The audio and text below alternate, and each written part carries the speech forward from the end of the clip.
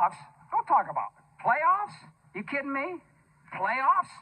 I just hope we can win a game. Another game. Ladies and gentlemen, you heard the man. It is playoff time here in the BFFL. It's time for the Wildcard playoffs. About time we had a podcast. It's been a while. Shout out to whoever sings that song. Let's pull it up. Creed. I feel like it's Creed or Three Doors Down. One of those folks. Stained. Wow, wouldn't have pulled that. Definitely would not have pulled that. Shout out to Stain. But let's get back on topic. Way off topic early. On the BFFL podcast, we're going to do a little season recap. Take a look at the draft day projections that Yahoo put out. Take a look at the final standings and how they actually panned out. We'll take a look at some regular season records and facts that were established this year. We'll take a look at the wild card matchups. We'll take a look at some playoff facts. And then we'll get to the tail of the tape, and then we will take a look at the championship odds for each team remaining. But let's get it kicked off. Let's pull up the draft day projections. Yahoo, the playoff teams, the playoff field they had set where they had yours truly at first. I finished in second, so they weren't too far off there. They had Kev with an 11-3 record at second place. Obviously, one of the big letdowns of the season. CMC and his late start to the season, and then injury that obviously derailed Kev's season as well. It's just Kev's general ineptitude. Third place, they nailed this. No jabronis. He didn't quite reach that 11-3 win, 11-3 mark, but he did win the Miller Street division, and he did become the 3 seed overall. So shout out to my buddies with the AI helping get that pick right. They had Fat Gang at 10-4. Usually Fat Gang would be a playoff team. They did not nail that one correctly at all. CP's final record at 6-8. So they're off by pretty wide margin there as well. Then the 5th seed, they had Danny they nailed him pretty well, actually. They had him at 7-7. He ultimately was a game better at 8-6 and was the 4 seed overall. And then they had our boy, the old dirty bastard, Richie. It's Richie's year still at 6-8 and the 6th seed. Ultimately, it was not Richie's year. Maybe if he didn't get up so early, it might have been closer to that 6-8 record. But ultimately, he was 3-11 overall. They had in 7th, the number 1 seed actually, Tom. They had him at 6-8. He finished at 11-3. So they completely had his wrong. They had Black at. They were correct with Black C, but they were not correct on the total wins. They had Black in 8th at 3-11. Black did do a little bit better than that at 5-9. A lot of injuries again derailed Black's season. That's been the story for a lot of Black's years. Just really bad injury luck. Let's see. And then they had in 9th place Boost at 3-11. I don't know. Danny might have had something to do with those projections there. Boost finished a lot better than that with a 7-7 record and grabbed that last playoff spot as the 6th seed. And this one, they were the most off for sure. I think a lot of people were wrong about this. They actually had Big Jack and Trump's Terrors going at 0-14. The liberal media definitely behind that. You are fake news, sir. Go ahead. A lot better. They have lost 5 in a row, but they did finish at 7-7. So I mean, they were at 7-2 at one point. So that 0-14 prediction way off. It just shows that besides for me, AI still not that reliable. Now, so let's take a look. Here's just a quick look at the final standings. See them there. That takes us to the regular season recap. Some records that were set this year. For the first season in BFFL history to feature two 11-win teams, with me and Tom both hitting that 11-game mark. Yours truly tied the all-time single-season winning streak at 7. I did finish the season with 7 straight wins. Probably lose my first playoff game, but hey, we'll always have that record. Richie and Kev both had a 7-game losing streak at some point during the season. That's not the all-time mark, actually. Richie finished with 10 straight losses a few seasons ago. We had the biggest blowout in league history, occurred back in week 2. Bleck put up 195, and he beat Kev 195-65. It's the largest margin of victory in league history. We had the second closest game ever in the BFFL, as Richie beat Timmy by about 1.5 points. The closest game in BFFL history, actually, Danny beat Richie by 0.04 points a few years back. Just last week, Timmy set the all-time single-week scoring record with 225.74 points. Kev had the lowest score of the season this year with 55 points. Wacky still holds that all-time record with his debut in 2015 when Wacky joined the league with a 25-point stinker. And that was with a full roster, believe it or not. Well, I guess with Wacky, you probably could believe it. And just another random fact that I wanted to throw in here to kind of give Boost a little shout-out. He swept the season series this year versus Danny 2-0, and that's huge for Boost because Danny had won the prior 6 regular season games coming into this year. So that is big time. And then, of course, could not go without mentioning this. Richie and Danny won the first ever in-season tourney with a dominant performance. Like I said all along, it was Richie's year. But enough dwelling on the past. Let's get to the playoffs.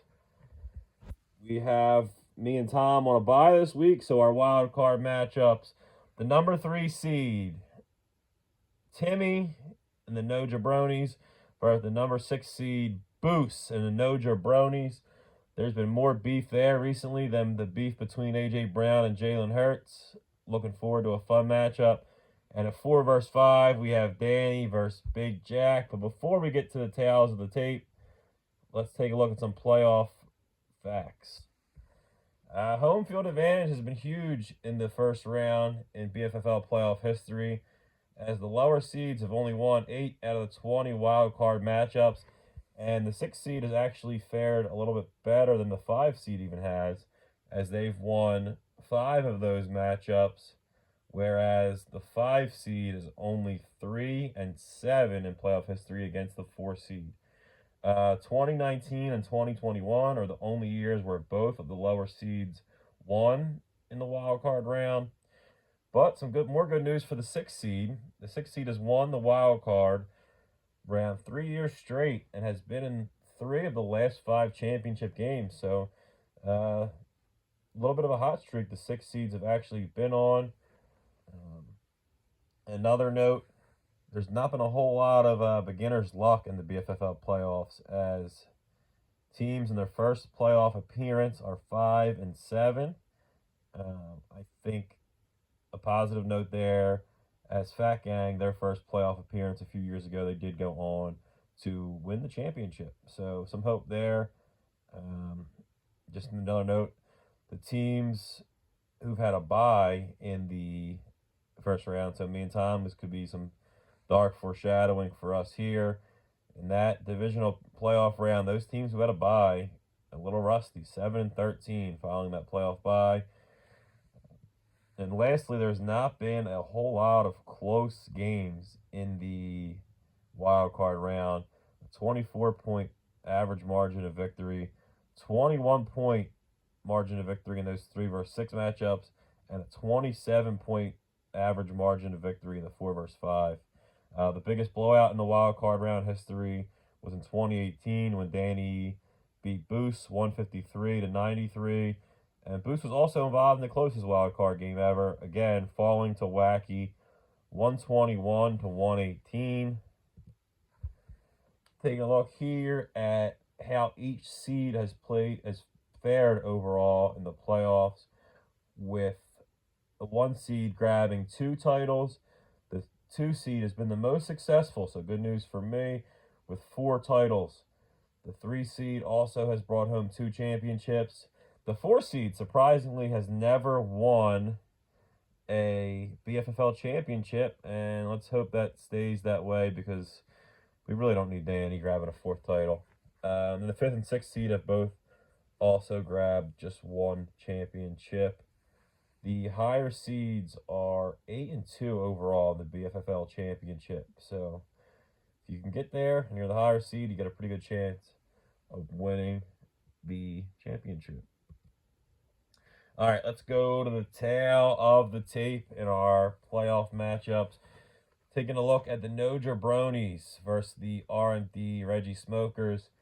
The No Jabronis have the edge in overall points. They finished 3rd overall in points this year with shout out to 2012.